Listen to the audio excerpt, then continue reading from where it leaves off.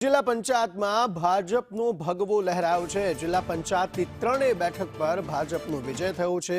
नानजी बाबू रणजीता कोटिया तेमनो विजय थयो छे। जिला पंचायत बैठक पर दीपक देवजीनो विजय थयो छे।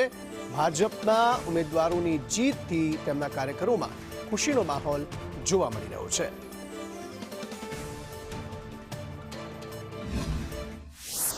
आज दीवना इतिहास में जिला पंचायत अंदर में जे ऐतिहासिक जीत हासिल करी अने भगवो लहरायो छे ते बदल हूँ अमारा जे पंचायत विस्तारना देवतुल्य जनतानो सहे दिलथी हूँ आभार व्यक्त करूं छुं। साथे साथे जे लोकोए यशस्वी वडाप्रधान नरेंद्र मोदीजीना विकसित भारतना संकल्पने साकार करवा माटेने सहकार આપવાનો અને સ્વીકાર્યો છે। હમણાં જિલ્લા પંચાયતની ચૂંટણી હતી। મારે 2 નંબર 8માં મેં ફોર્મ ભરેલું હતું। રંજીતાબેન 3-8માં ફોર્મ ભરેલું હતું અને દીપકભાઈ 6-8માં ફોર્મ ભરેલું હતું। ચૂંટણી લડીને અમે લોકોએ ખોબે ખોબે મત આપીને બહુમતીથી જંગી બહુમતીથી વિજય બનાવ્યા છે।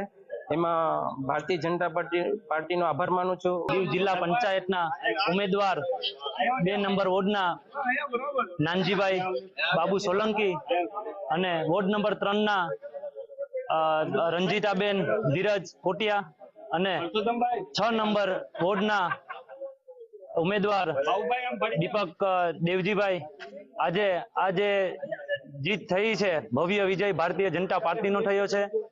સાથે સાથે હું વણાકબારાના તમામ વોટર નો આભાર માનું છું। હું ગુચ્છાવાડા વોર્ડ નંબર 8માંથી અપક્ષ ઉમેદવારથી ઉભેલો હતો અને મેં મારું સમર્થન ભારતીય જનતા પાર્ટીને આપેલું હતું। તોય છતાં મને 187 વોટ મળ્યા, એટલે હું બધાનો ખૂબ ખૂબ આભારી છું અને બધાનો ધન્યવાદ કહેવા માંગુ છું। ને હું ભારતીય જનતા